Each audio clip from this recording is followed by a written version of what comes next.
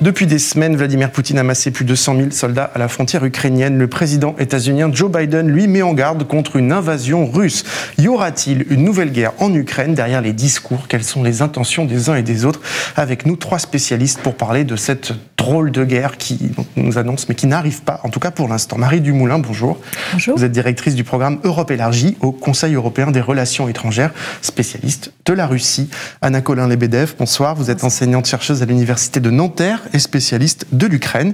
Et vous, Elie Tenenbaum, bonsoir. Vous êtes directeur du Centre des études de sécurité à l'Institut français des relations internationales, l'IFRI. Alors, je l'ai dit, Emmanuel Macron est à Moscou ce lundi. Il sera demain à Kiev. Il cherche au nom de l'Union européenne à pousser pour une solution diplomatique. En quelques mots, les uns et les autres, qu'est-ce qui peut vraiment obtenir, Marie Dumoulin? Alors, je ne pense pas qu'il espère obtenir des résultats directement du simple fait qu'il se rend à Moscou. Ce qu'il peut espérer, étant donné qu'il est l'un des rares dirigeants européens, après le départ de Merkel, à avoir entretenu depuis des années maintenant un dialogue régulier avec Poutine, c'est un peu tester le terrain et voir dans une conversation en tête-à-tête et en personne s'il y a un terrain possible pour des compromis et une négociation. Je ne pense pas qu'on puisse espérer beaucoup plus de ce voyage. Anna Colin-Lebedev.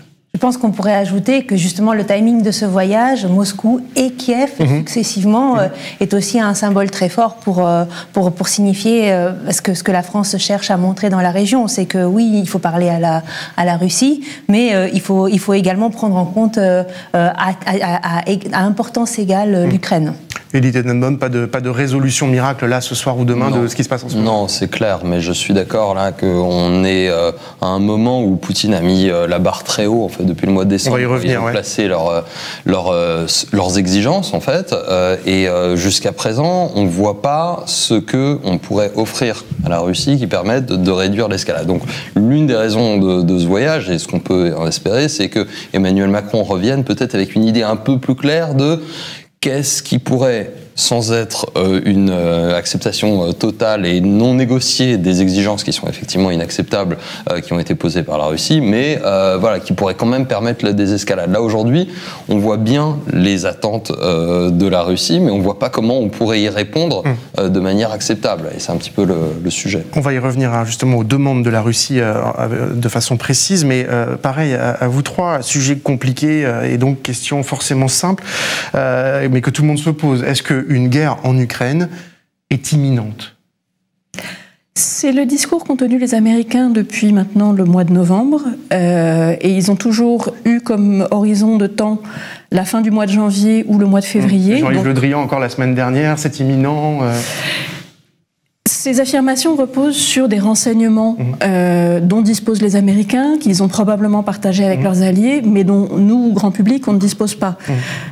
S'ils le disent de manière aussi constante depuis plusieurs semaines, c'est qu'ils ont des raisons de penser que c'est possible.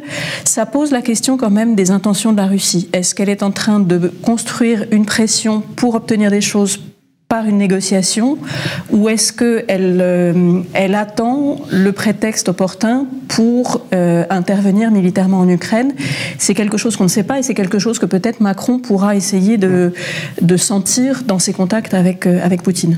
Côté américain, par exemple, vous sentez s'il y a un discours de l'imminence comme ça d'une... Oui, bien sûr. Bon, alors après, il y a une partie des choses que la Russie fait et dont elle ne se cache absolument pas. Et voilà, d'ailleurs, on a dans la presse de manière assez claire la montée en puissance des forces militaires, forces qui ne sont pas naturellement déployées le long de la frontière et donc qui sont aujourd'hui dans une posture opérationnelle. On le voit bien dans des tentes, dans des situations d'ailleurs un petit peu précaires, hein, vu le climat de ce moment-là. Et donc ça, c'est une démonstration de force, c'est un message qui est envoyé par la Russie, et donc on ne sait pas si elle veut la guerre, mais en tout cas ce qui est clair, c'est qu'ils font tout pour donner l'impression que s'il fallait faire la guerre, ils seraient prêts à la faire, et très vite, et avec des véritables succès militaires. Et donc c'est un message qui est envoyé. Alors après on choisit de les croire ou pas, c'est aussi dans l'analyse du renseignement qui est faite en disant... Là, ils sont sérieux, ou là, ils ne font que de la posture. Ce qui est clair, c'est que depuis le mois de novembre, ils sont de plus en plus sérieux. Il y a tous les éléments aujourd'hui, toute la chaîne, on va dire, militaire, logistique, qui fait que voilà, s'il devait partir en guerre, il pourrait y aller effectivement. Anna Colin-Lebedev, et finalement, peut-être ceux qui croient le moins à tout ça, c'est les Ukrainiens d'une certaine façon. En tout cas, il y a une forme de relativisme côté ukrainien par rapport à cette guerre, parce qu'ils disent en fait, on est en guerre nous depuis longtemps en fait. Effectivement, les Ukrainiens sont dans le temps long de la guerre. Pour eux, l'agression de la Russie n'est pas imminente. L'agression de la Russie a eu lieu en 2014, en démarrant par l'annexion de la Crimée, en continuant par l'intervention russe sur le territoire ukrainien. Donc je dirais que pour eux, on est dans une histoire de degrés plus que dans une histoire de changement de nature. Et je dirais aussi que la Russie, aussi d'une certaine manière, est dans une temporalité de temps plus long peut-être que les Occidentaux. Elle ne vise pas forcément un résultat immédiat, mais peut s'installer dans une situation d'incertitude relativement longue avec des forces armées massivement présentes sur la frontière ukrainienne. Alors, au cœur de cette crise, entrons dans le vif du sujet, il y a la question de l'OTAN, alliance militaire créée par les puissances occidentales à la fin de la Seconde Guerre mondiale pour contrer la puissance soviétique. Petit rappel historique quand même rapidement, on est à la fin des années 80, l'URSS se disloque immédiatement, l'OTAN est au centre des discussions. Le chef de l'État soviétique, Mikhail Gorbatchev, assure avoir reçu dès 1989 de la part des dirigeants américains l'assurance que l'OTAN ne s'étendrait pas à l'Est. En 1991, l'Ukraine vote pour son indépendance et en décembre de la même année, la Russie, l'Ukraine, la Biélorussie s'accordent pour créer ce qu'on appelait à l'époque la CEI, la Communauté des États indépendants. En 1997, l'OTAN et la Russie signent ce qu'on a appelé l'acte fondateur OTAN-Russie. Ce texte, c'est important parce qu'il n'impose pas formellement à l'OTAN de ne pas s'agrandir à l'Est. Et de fait, dès 1999, la République tchèque, la Hongrie et la Pologne rejoignent l'OTAN. En 2004, c'est au tour de la Bulgarie, de l'Estonie, de la Lettonie, de la Lituanie, de la Roumanie, de la Slovénie. En 2009, c'est au tour de l'Albanie et de la Croatie. Et en 2017, le Monténégro. En 2020, la Macédoine. Alors, l'Ukraine, dans tout ça, en avril 2008, au sommet de Bucarest, l'Ukraine, la Géorgie et l'OTAN signent un accord de partenariat, aux grandes dames déjà de Vladimir Poutine. La réponse ne se fait pas attendre. Dès l'été 2008, eh bien, la Russie intervient en Géorgie. Côté Ukraine, à la fin de l'année 2013, la population se soulève contre la décision du président Viktor Yanukovych de refuser un accord avec l'UE et de relancer le dialogue actif avec Moscou. Et en février 2014, on voit sur ces images, Yanukovych est forcé de fuir à l'issue de la révolution de Maïdan, du nom de la place de Kiev, où ont lieu de très violents affrontements entre les forces de l'ordre et la population. Juste après, eh bien, la Russie va envahir la Crimée et puis elle va envoyer, on le voit sur cette carte, des forces en soutien aux séparatistes pro-russes du Donbass. Ce conflit au Donbass, il est toujours en cours et il a fait 14 000 morts selon les estimations. Résumé donc très rapide. Marie Dumoulin, cette démonstration de force depuis des mois de Vladimir Poutine, l'équipement militaire, 100 000 hommes, peut-être d'ailleurs un peu plus, elle a on l'a dit, elle est liée à des demandes très précises de Vladimir Poutine qui concernent d'ailleurs précisément l'OTAN. Oui, alors effectivement, les Russes ont mis sur la table, on en a déjà parlé, deux documents qui concernent, qui seraient un projet d'accord avec les États-Unis et un autre avec l'OTAN. Les deux sont inacceptables et par les États-Unis et par l'OTAN, notamment parce qu'ils prévoient de revenir sur ce processus que vous avez décrit d'élargissement progressif de l'OTAN vers l'Est. On voit bien la Russie quand même encerclée, enfin d'une certaine façon, en tout cas pourrait s'estimer une portion assez limitée de sa frontière quand même. Voilà. Si on regarde la carte de la Russie, les zones de contact entre l'OTAN et la Russie sont assez limitées. Mais voilà, la Russie dit « Nous avions conclu un accord en 1997 et nous souhaitons que l'OTAN revienne au dispositif qui était en place en 1997. Ce qui veut dire d'une part que des pays qui sont membres de l'OTAN se retrouveraient démunis des protections dont ils bénéficient du fait de leur appartenance à l'OTAN. Et puis surtout, la Russie dit aussi nous souhaitons des garanties claires et durables et juridiquement contraignantes que l'Ukraine et la Géorgie n'intégreront jamais l'OTAN. Et ça, quelle que soit la position qu'on peut avoir sur l'intégration ou non de ces deux pays à l'OTAN, parce que c'est pas un sujet qui fait l'unanimité au sein de l'OTAN, ça soulève une question de principe qui est celui de la souveraineté des États et donc de la capacité des États à choisir leur orientation géopolitique et à faire partie ou ne pas faire partie des alliances de leur choix. Narges Bibi-Mohn, vous incarnez une nouvelle génération. Vous êtes d'ailleurs une personnalité quand même assez inclassable, dont le profil peut déranger certaines certitudes ou certaines cases déjà établies. Vous êtes une femme musulmane. Vous avez d'ailleurs grandi à Givors, près de Lyon. Je l'ai dit. Vous êtes autrice de 2 livres, Dans la peau d'un thug et Confidence à mon voile. Vous parlez dans ce livre de la foi et de votre voile, le voile que vous portez par conviction religieuse. Vous êtes aussi féministe et vous vous dites féministe. Vous êtes militante aussi, révolutionnaire, antifasciste et actuellement très active quand Éric Zemmour tient meeting, par exemple.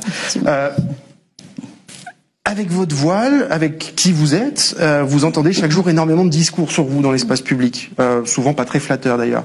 Est-ce que vous le portez de force? Est-ce qu'il faut des mamans voilées dans les écoles ou pas? Ça fait quoi d'entendre parler de soi à longueur de journée, de plus en plus, particulièrement dans une campagne présidentielle, mais en fait en réalité depuis assez longtemps? Écoutez, en fait, on parle de nous puisque du coup, on est leur source d'alimentation. C'est-à-dire que quand on apprend à décortiquer un peu le système politique et médiatique, on se rend compte que l'islam, en fait, c'est ce qui leur permet de faire le buzz, de vendre, d'avoir une manière, en fait, d'augmenter leur audience. Et donc, aujourd'hui, c'est l'islam. Hier, c'était l'arabe. On assiste à une racialisation du religieux. On est depuis 2001. Donc les attentats du 11 septembre, l'islam en fait est considéré comme l'ennemi intérieur au sein de l'Occident, avec la figure du terroriste, avec cette femme musulmane qu'on devrait libérer de sa propre religion. Donc en fait, on sait. Quand on est une femme musulmane aujourd'hui en France en 2022, on sait en fait que ils nous utilisent, ils nous brandissent pour cacher le tournant voilà réactionnaire, autoritaire mis en place aujourd'hui dans ce pays. En fait, on brandit des problématiques liées au hijab systématiquement. On a un agenda annuel en fait de polémique islamophobe qu'on ressort. Cet été, on aura de nouveau une histoire sur le burkini. À la rentrée, ce sera les cantines végétariennes. Et puis voilà, on sait, on est habitué, on est rodé depuis 2004 et la loi contre le hijab à l'école. Et donc on sait en fait qu'on fait partie d'un système qui leur permet eux d'exister politiquement et surtout qui leur permet de ne pas s'attarder sur les questions qui nous animent tous, les questions liées en fait aux problématiques sociales. Et oui, voilà, on est utilisé et brandi. Narges Bibi-Mohn, j'ai une question quand même importante pour vous. Le combat des marcheurs, c'était l'égalité. Est-ce que c'est toujours le seul enjeu aujourd'hui? On a l'impression qu'il y a aussi un enjeu, un combat pour la visibilité, c'est-à-dire vivre comme on est dans la République. Vous portez votre voile, c'est aussi le voile que portent en ce moment les hijabeuses, qui sont un groupe de jeunes femmes qui demandent à la Fédération française de foot de faire du foot, mais avec un hijab. Est-ce que il n'y a pas cet enjeu nouveau là qui s'est rajouté par rapport à ce que décrivait Farid tout à l'heure? Alors, je ne sais pas si c'est un enjeu nouveau, puisque cette visibilité, même pour les personnes issues d'immigration, elle devait être présente, puisque à l'époque aussi, en fait, on avait une discrimination assez ouverte à l'égard des personnes issues d'immigration. On a parlé de crimes racistes, voilà. Il y avait des choses. Donc, je ne sais pas si c'est nouveau. En tout cas, l'enjeu aujourd'hui, c'est que le voile, en fait, est l'expression visible d'une foi, et donc est pris pour cible. Et en fait, dès qu'une femme sort de la condition fantasmée dans laquelle on l'a mise, c'est-à-dire de femme soumise, qui aurait été contrainte en fait de porter le voile et donc qu'elle souhaite jouer au foot dans le cas des hijabeuses, participer à une émission de télé pour chanter dans le cas de Manel, ou alors ne serait-ce que juste être elle et donc être capable de tenir tête lors d'un débat où en fait on lui pose pas juste la question de son voile. Et bien en fait elle est comme Myriam Pouchtou par exemple qui était présidente de l'UNEF, elle dérange dès qu'elle sort des cadres d'assignation, de fantasmes de la femme voilée. Et donc oui, il y a des combats aujourd'hui qui sont très très très importants puisque on est encore une fois en train de légiférer sur le corps des femmes et leur possibilité en fait d'accéder à certaines activités sous prétexte qu'elles décident de se vêtir d'un voile ou de n'importe quelle autre chose. Il y a de plus en plus de femmes qui osent s'exposer, qui osent prendre la parole, des féministes alliées qui prennent position et décident de faire changer les lignes en fait. C'est vrai qu'il y a quelques années, se revendiquer féministe et porter un voile, c'était très compliqué dans les milieux féministes. Moi, j'en ai fait les frais. De manière générale, général, oui, c'était très compliqué. Aujourd'hui, on a gagné un rapport de force et c'est l'héritage aussi des luttes précédentes qui nous ont appris en fait à ne pas justement faire de concessions sur les mots qu'on décide d'employer pour pouvoir être accepté par exemple par la gauche. C'est ne pas faire de concessions sur la dignité et en fait le terme islamophobie, on décide de l'utiliser malgré les polémiques autour de ce terme. La police doit contribuer à la cohésion d'une société. Elle doit rassurer, trouver les tricheurs et respecter la loi pour qu'on lui fasse confiance. Donc elle doit nous aider à vivre ensemble. Ouais. C'est pas exactement ce qui s'est passé. Vous savez comme moi qu'il y a une très grande polarisation sur la police et une très grande opposition entre des gens qui la soutiennent absolument. D'ailleurs, la police ne peut pas faire de faute. C'est la phrase du président de la République, violence policière, ces mots n'existent pas dans un état de droit. C'est-à-dire que, comme il est marqué quelque part que la police doit protéger la sécurité, eh bien, elle ne peut jamais faire de faute. C'est un raisonnement un petit peu absurde. Si on l'appliquait à l'hôpital, il ne pourrait pas y avoir de maladie nosocomiale à l'hôpital, puisque les médecins veulent nous soigner. Donc, c'est ça le point de départ. Et il y a une sorte de sacralisation de la police, donc qui empêche de réfléchir sur la police, de réfléchir avec la police et surtout de transformer la police. Et ce qui explique la crise, c'est le fait que les problèmes perdurent. La discrimination au faciès, les violences lors des contrôles, l'usage des armes comme nulle part en Europe. Je vais m'arrêter là. On pourra aller plus en détail. On va y revenir. Voilà. Eh bien, tout ça, ce sont des problèmes qui devraient, crise de commandement, crise de contrôle, tous ces problèmes-là devraient être mis sur la table de façon pluraliste, mais c'est pas encore le cas. Devant un important syndicat de police, Éric Zemmour parle de conflit de civilisation et dit « redevenez des chasseurs ». Qu'est-ce que ça veut dire? Alors, peut-être d'abord, il faut dire que le fait que des organisations professionnelles, donc des groupes professionnels qui défendent leurs intérêts privés, leurs intérêts à eux, fassent passer une audition à la personne qui doit représenter le peuple, c'est sans précédent.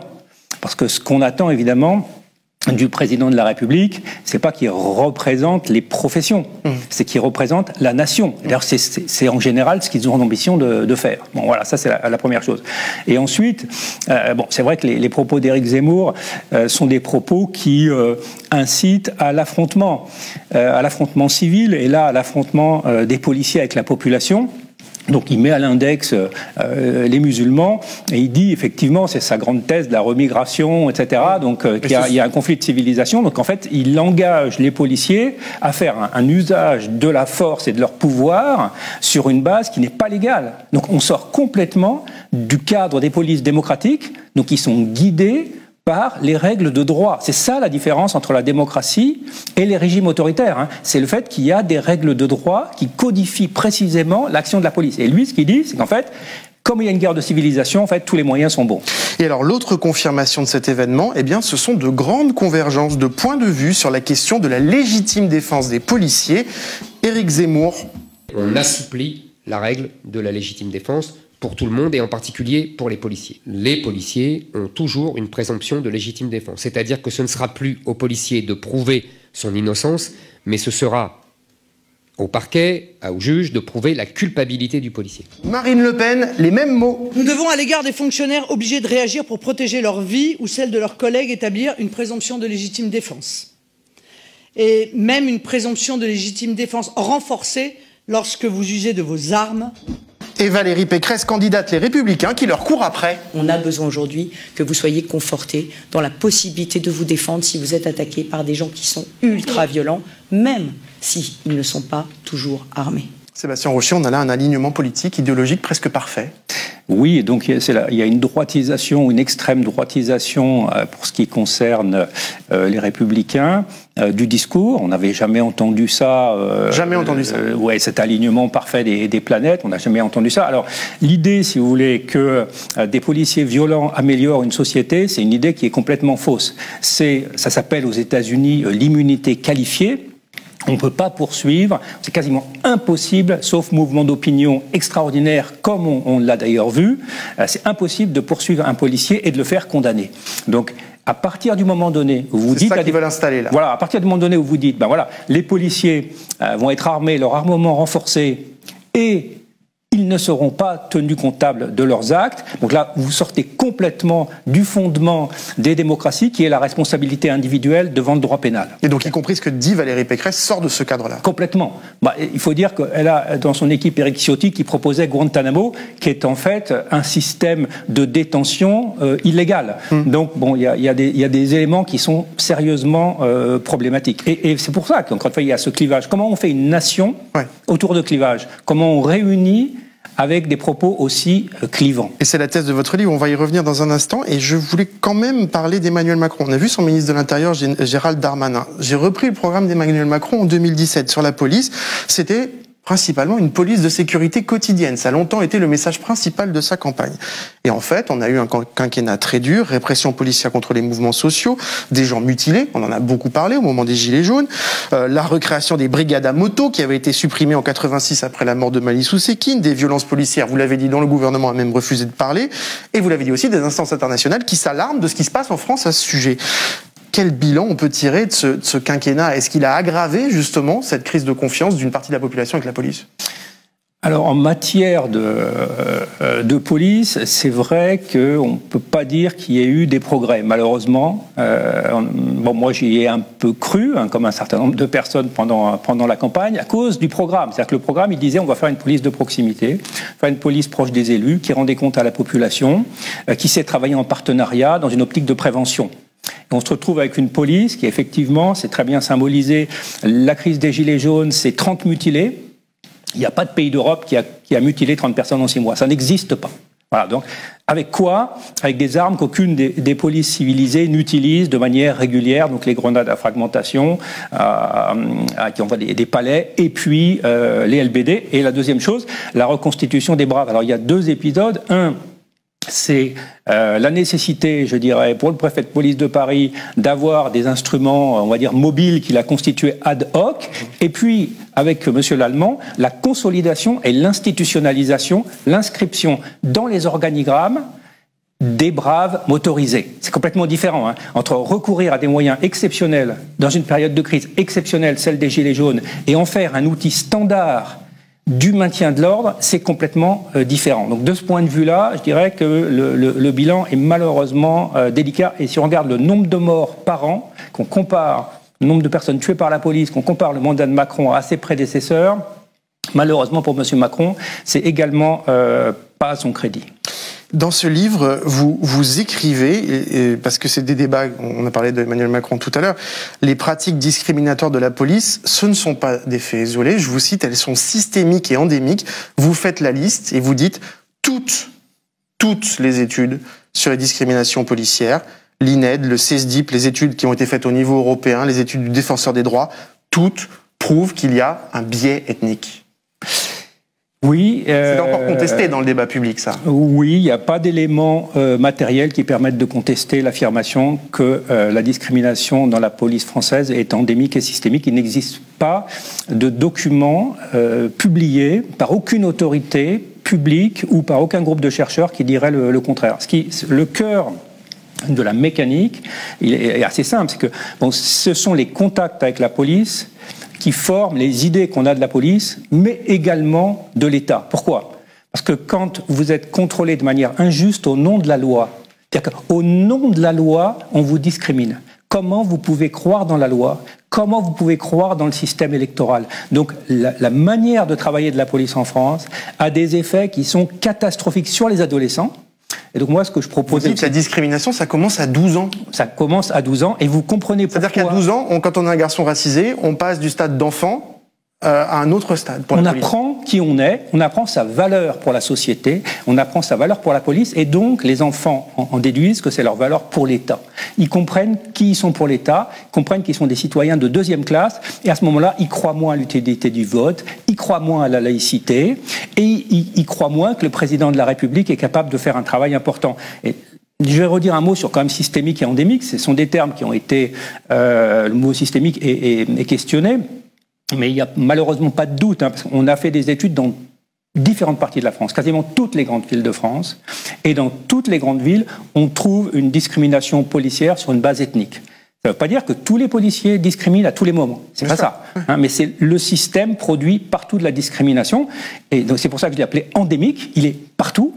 Et il est systémique parce qu'on ne peut pas se contenter de mettre, c'est la thèse de la pomme pourrie, de mettre à l'index tel ou tel agent. C'est le système de l'encadrement local qui ne veille pas à l'égalité devant la police, c'est le système d'incitation par le ministre et c'est le système de contrôle, IGPN, IGGN, surtout IGPN, qui ne va pas suffisamment encadrer. Donc c'est vraiment un problème systémique. Il ne faut pas accuser, je dirais, les ouvriers de la police, les travailleurs de la police, d'être les concepteurs de ce système. Ce n'est pas eux les concepteurs. Ils sont dans un système qui pose des problèmes et qui ne peut pas nous amener à être une nation, un corps politique unis. Et la thèse de votre livre aussi, c'est que vous dites, ce que vous avez décrit là sur la police, s'ajoute aussi dans le cadre de l'institution scolaire, c'est-à-dire que, évidemment, ce sont des institutions différentes, les élèves les fréquentent pas de la même façon, forcément, mais vous dites, eh bien, les deux s'additionnent d'une certaine façon pour créer parfois de la défiance, notamment quand il y a de la ségrégation sociale, de la ségrégation scolaire.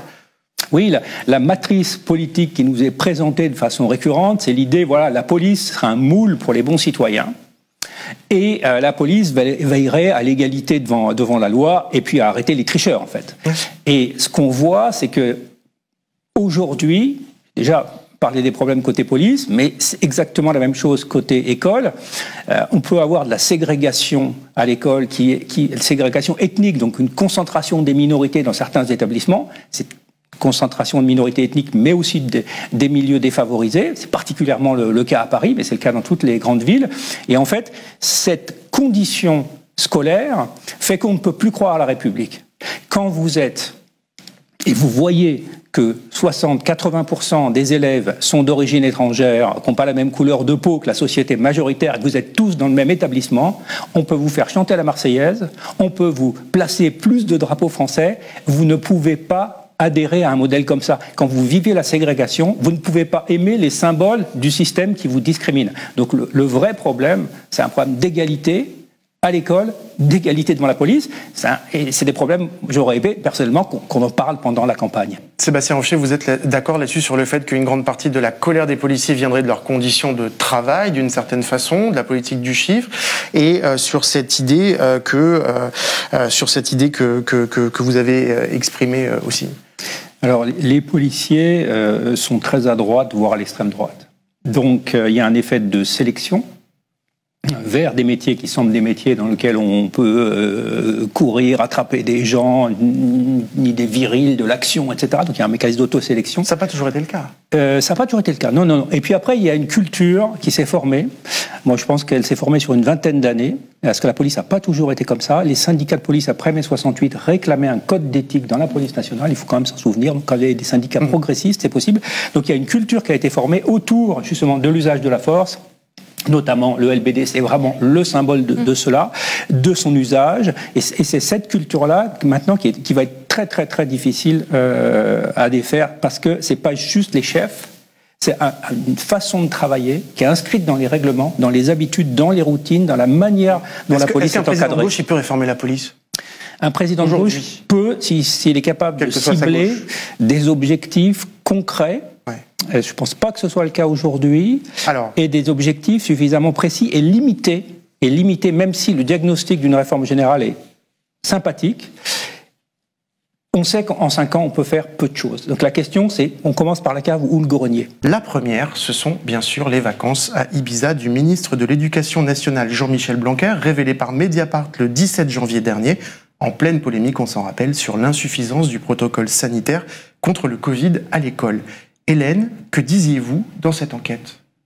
On disait quelque chose de très simple, mais de caché à l'époque, qui est qu'au moment où le protocole sanitaire dans les écoles a été annoncé, Jean-Michel Blanquer était encore en vacances dans une île des Baléares, donc à Ibiza, et qu'il est rentré de ses vacances la veille de la rentrée scolaire, alors qu'on était vraiment dans une crise absolue, où les professeurs ne savaient pas à quoi ils devaient s'attendre, quel était le protocole qui serait appliqué dès le lendemain, le lundi. Les professeurs, les élèves et des parents d'élèves, on se souvient aussi des files d'attente devant les pharmacies dès le lundi matin. Et donc à ce moment-là, le ministre de l'Éducation nationale était effectivement encore en vacances et est rentré sur le tard. Jean-Michel Blanquer, qui, après vos révélations, face à la polémique aussi, a fini par s'exprimer, d'abord à l'Assemblée nationale, puis sur TF1. C'est très paradoxal aujourd'hui pour moi d'être un peu sur le banc des accusés, alors que je travaille 7 jours sur 7, 24 heures sur 24 sur le sujet. J'ai pris 4 jours de vacances, j'ai travaillé pendant mes 4 jours de vacances. Donc je ne crois pas qu'il y a là véritablement matière à accusation. Par contre, je comprends le symbole d'Ibiza. Bon, l'hiver, c'est pas du tout comme l'été. J'étais juste en plein air, en lien avec le gouvernement, le cabinet et les interlocuteurs, comme d'ailleurs la chronologie le montre. Hélène, Jean-Michel Blanquer, on l'entend, regrette la symbolique, dit-il, mais il minimise. Pourquoi donc avoir publié cette information et pourquoi c'est une information d'intérêt public? Alors on a beaucoup entendu après la sortie de notre enquête qu'on jugeait les vacances de Jean-Michel Blanquer, qu'un ministre avait quand même le droit de se reposer 4 jours par an, etc. Nous, il n'est pas question de juger les vacances de Jean-Michel Blanquer ni de quiconque par ailleurs. En revanche, ce qui nous a intéressé là-dedans, c'est la façon dont les choses étaient présentées. Le protocole sanitaire tel qu'il a été énoncé dès le 2 janvier, donc veille de la rentrée scolaire, a suscité énormément de questions. Pourquoi à ce moment-là? Pourquoi à 17h? Pourquoi comme ça? Pourquoi dans la presse? Pourquoi dans la presse d'abord payante, puis passée en gratuit, parce que quand même ils se sont rendus compte qu'il y avait un petit problème. Et en fait, toutes ces questions ont été posées parce qu'il y avait aussi une mise en scène du Parisien à l'époque, dans lequel on voyait Jean-Michel Blanquer dans son bureau du ministère de l'Éducation nationale, une photo qui en fait était datée de quelques semaines avant et qui, dans le journal, n'était pas datée. Et pour cause, l'interview a été réalisée, on l'a su après, non pas par visioconférence, comme nous l'ont d'abord dit l'entourage de Jean-Michel Blanquer, mais par téléphone. Donc, et c'est la raison pour laquelle, derrière, les journalistes du Parisien ont dit, nous, on ne savait pas, on ne connaissait pas réellement les conditions de cet entretien. On savait que c'était par téléphone, mais on ne s'est pas douté une seule seconde qu'il n'était pas dans son bureau. Donc, cette mise en scène a posé problème. Pourquoi plus largement, l'enquête est d'intérêt général. D'abord parce que c'est une information en fait, qui n'avait été portée à la connaissance de personne, à commencer par les lecteurs du Parisien. Ensuite, parce que comme le dit Jean-Michel Blanquer, les symboliques, c'est pas rien. Il y a effectivement en politique, il y a ce qui relève de l'ordre du pénal, bon, d'accord. Il y a ce qui relève de la morale. Emmanuel Macron le disait très bien. Et en fait, ce qui est assez étonnant avec ce pouvoir, c'est que c'est tout un volet en fait de la chose politique qu'ils ont très rapidement oublié. C'est-à-dire qu'aujourd'hui, la morale, on s'en fiche. Ce qui se fait pas, ce qui est perçu comme un problème. Parce que si vous voulez, dans le gouvernement, vous voulez tous, dans le gouvernement, tout le monde a dit mais enfin, qu'est-ce que c'est pas une affaire, c'est pas très bien. Sauf qu'on l'a bien vu derrière que tous les parents d'élèves, tous les professeurs ont très bien compris ce qui se jouait autour de cette affaire de vacances à Ibiza. C'est quelque chose qui marque de la même façon, si vous voulez, pour prendre une autre affaire du quinquennat dont on avait beaucoup parlé, qui est l'affaire François de Rugy. Qu'est-ce qui a marqué? C'est cette histoire de Omar, même si ce n'est pas vraiment les raisons pour lesquelles il a démissionné ensuite. Mais en fait, ce sont les symboles en politique. C'est important. Et c'est d'autant plus important que en fait, ça contraint un ministre à faire un 20h sur TF1 le lendemain de la révélation de nos informations. Jean-Michel Blanquer, il ne s'est pas dit « je m'en fiche, ça va passer ». Jean-Michel Blanquer et tout l'entourage, parce que Jean-Michel Blanquer ne fait pas un 20h de TF1 sans qu'on le lui demande ou sans qu'il en soit informé, s'est dit « c'est assez important pour mériter un 20h et une explication publique ». Les symboles, ça compte en effet en politique. Une autre affaire plus récente, celle-là, ça date du 8 février, il y a 2 jours. C'est la passion du Premier ministre Jean Castex pour les vols en jet, y compris pour de très courtes distances. Antoine Rouget, que dites-vous, qu'écrivez-vous dans cette enquête? Donc ce qu'on raconte dans cette enquête est assez simple, c'est la manière dont Jean Castex, Premier ministre depuis 2020, use et abuse de vols privés, d'avions privés, de jets qu'il peut louer pour se déplacer, y compris pour des distances qui sont parfois assez hallucinantes, qu'on ne présume pas qu'on puisse utiliser un avion pour faire ces trajets-là. Ce qu'on a fait, en fait, on a recensé tous les vols depuis 1 an, donc février 2021 jusqu'à février 2022, en listant les vols et en sortant de cette liste les destinations qui nous semblaient les plus aberrantes avec des critères objectifs. On a pris par exemple toutes les villes desservies par des gares TGV à 2 heures de Paris. Donc on a des allers-retours de Jean Castex en jet privé pour aller à Nantes, à Lyon, à Angoulême, pour aller à Caen qui est à 230 km de Paris, pour aller à Bordeaux. Enfin toutes destinations qu'on peut réaliser évidemment soit en TGV ou même en convoi officiel, parce que évidemment le Premier ministre a des capacités de se déplacer rapidement en voiture. Et donc on a recensé 16 trajets problématiques.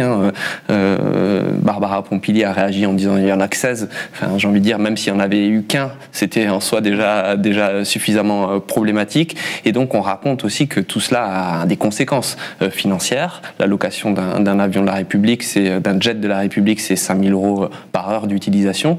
Donc quand Jean Castex part plusieurs heures, même pour aller à Nantes, faire un discours sur la transition écologique, qui prend le jet, etc., tout ça a un coût financier, et évidemment il y a une empreinte carbone qui est extrêmement importante. On raconte notamment que pour aller à Lyon, on utilise ou on dépense 1700 fois plus de carbone en prenant un jet qu'en prenant un TGV. Alors ces faits, ils ont été minimisés une nouvelle fois hier par le porte-parole du gouvernement, Gabriel Attal. On l'écoute. Je pense qu'il y a peu de premiers ministres qui ont fait autant de déplacements pour aller autant au contact des Français. Évidemment, ça implique une certaine logistique. Moi, je veux rappeler qu'il y a un certain nombre d'impératifs quand vous êtes Premier ministre et que vous devez vous déplacer. Il y a d'abord un impératif de sécurité. Ensuite, il y a un impératif de disponibilité. Chacun peut bien le comprendre. Il doit pouvoir, le Premier ministre, regagner Matignon à tout moment en cas de crise. Et puis un impératif de gestion du temps, parce que le Premier ministre doit pouvoir concilier le suivi des dossiers et sa volonté d'être au maximum au contact des Français. Alors Gabriel Attal nous dit circuler, il n'y a rien à voir, c'est tout à fait normal. Pourquoi est-ce une information d'intérêt public ? Là encore, c'est intéressant de décrypter le message, la communication en face après nos révélations. De la même manière que sur l'affaire Ibiza, on nous dit vous reprochez au ministre d'aller en vacances, ce qui n'est pas du tout le cas. Là, on ne reproche pas à Jean Castex de vouloir être proche du terrain ou que sais-je. On interroge juste en fait un discours public porté par le chef du gouvernement, notamment sur les nécessités d'adapter nos comportements, les petits gestes du quotidien, voilà, et des actes. Et la manière dont lui se déplace. Dans son discours de politique générale, quand il est devenu Premier ministre, il le dit très bien, il faut adapter nos modes de vie, nos modes de transport. Bon, eh bien lui considère qu'il n'a pas à changer, et ça c'est un fait politique majeur. On peut considérer que c'est de l'anecdotique au regard de l'empreinte carbone de l'ensemble des Français, etc. Mais la concordance entre la parole publique de Jean Castex et ses propres actes, c'est majeur parce que ça vient interroger la crédibilité même de son discours. Et c'est d'autant plus important que Jean Castex lui-même, en novembre 2020, a signé une circulaire gouvernementale pour inciter les acteurs publics à justement être beaucoup plus sobres dans leur transport, à ne pas utiliser l'avion, notamment au-delà de 3 heures de distance de Paris. Et lui, on se rend compte qu'il fait des voyages à vide. Le week-end, la semaine dernière, il était à Dunkerque, il est monté en train, il y a un avion qui est parti, un jet privé qui est parti le chercher. Enfin, tout ça est complètement aberrant et hallucinant. Il ne respecte pas donc lui-même la circulaire qu'il a fait signer à ses ministres. Oui. Fabrice, on va évoquer maintenant un autre ministre. Il s'appelle Éric Dupond-Moretti. C'est un avocat pénaliste, ancien ténor des barreaux, nommé ministre de la Justice en juillet 2020. Le 7 février, il y a 3 jours, tu as révélé qu'Éric Dupond-Moretti a perçu, lorsqu'il était avocat, avant son entrée au gouvernement, 100 000 € d'honoraires d'une société aux Seychelles qui lui ont permis, ces 100 000 € d'acheter une voiture de luxe, en l'occurrence une Maserati, qu'il a payée en partie en cash. Fabrice, est-ce que tu peux nous résumer cette affaire ?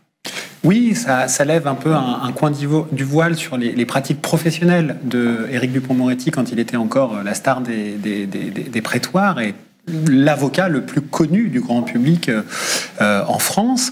Et en effet, quand il était avocat, il a touché 100 000 € d'une société basée aux Seychelles, qui est l'un des plus redoutables paradis fiscaux au monde, société dont il n'a pourtant jamais été le conseil et dont les dirigeants, il ne les a pas plus défendus, ce qui pose déjà un premier problème, puisque le règlement intérieur de la profession d'avocat dispose qu'un avocat ne peut pas être payé par quelqu'un d'autre que son client client ou un mandataire de son client. Donc première question qui se pose sur ces pratiques.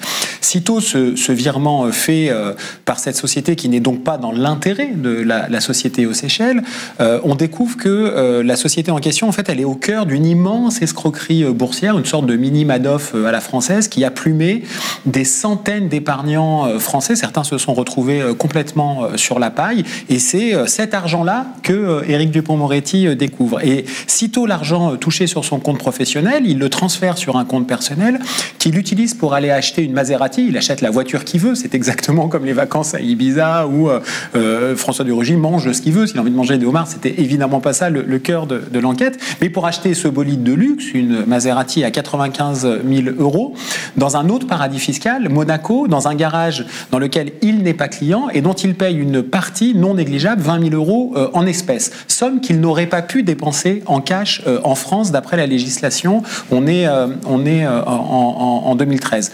Et donc face à l'accumulation de toutes ces questions qui se sont posées, y compris au cœur d'une instruction judiciaire qui n'a rien à trouver à redire pénalement contre Éric Dupond-Moretti, nous avons évidemment interrogé le ministre qui a plutôt décidé de ne pas répondre, d'éluder les questions qui restent en suspens sur cette histoire qu'on a rendue publique et qui n'est peut-être pas totalement étrangère d'ailleurs à l'attaque de Gérard Darmon contre Mediapart, qui a lui-même avoué qu'il était un grand ami d'Éric Dupond-Moretti et qui a fait sa désormais fameuse sortie contre Mediapart 2 jours après que nous ayons interrogé le cabinet du ministre. Tu l'as dit, à Mediapart, on n'a pas spécialement de rubrique automobile. Les voitures que les gens utilisent, ça ne nous intéresse pas forcément, qu'ils achètent, qu'ils utilisent. Le cabinet d'Éric Dupond-Moretti a répondu que le ministre a, je cite, acheté sa voiture légalement, l'a utilisée, l'a revendue légalement. Donc pourquoi c'est d'intérêt public? C'est d'intérêt public parce que ça en dit long sur la pratique professionnelle de l'avocat Éric Dupond-Moretti, ne serait-ce que vis-à-vis de ce qu'est l'ordre des avocats et des règlements de la profession. Encore une fois, je l'ai redit, la question qui s'est posée, c'est comment est-il possible qu'un avocat touche de l'argent d'une société dans un paradis fiscal dont il n'est pas l'avocat? Alors, l'enquête a permis de déterminer que, en fait, le dirigeant de cette société aux Seychelles avait été en prison pendant un temps très court avec quelqu'un qui a été de manière éphémère un client de Dupond-Moretti et que les deux hommes en prison à Monaco ont fait une sorte de pacte de taulards, assez cocasse. Tu me donnes des infos sur la bourse, je te paye tes avocats avec ma société offshore. Évidemment, on avait envie de savoir si M. Dupond-Moretti était conscient de ce deal-là pour toucher de l'argent qu'il ne devait pas au regard du règlement intérieur de la profession d'avocat. Évidemment, pourquoi un tel besoin de dépenser des espèces et d'aller dans un paradis fiscal, Monaco, qui autorise ce type de pratique alors qu'en France, ce n'est pas possible. Et aujourd'hui, Éric Dupond-Moretti, ces questions sont d'autant plus prégnantes qu'il est le ministre de la Justice. Donc au regard des fonctions qu'il occupe aujourd'hui comme étant l'interlocuteur principal de la profession d'avocat qui était la sienne, mais aussi un peu le chef de la magistrature, en quelque sorte, évidemment que des questions comme ça permettent de mieux comprendre l'hubris qui est celui du garde des Sceaux. Alors, poursuivons un peu sur Éric Dupond-Moretti, parce que c'est pas la seule affaire que vous avez publiée et qui le concerne. Non, Éric Dupond-Moretti est un personnage, on va dire, central du questionnement qui est celui de l'émission depuis le début, c'est-à-dire du rapport du pouvoir sous Macron avec ce qu'on peut appeler les affaires.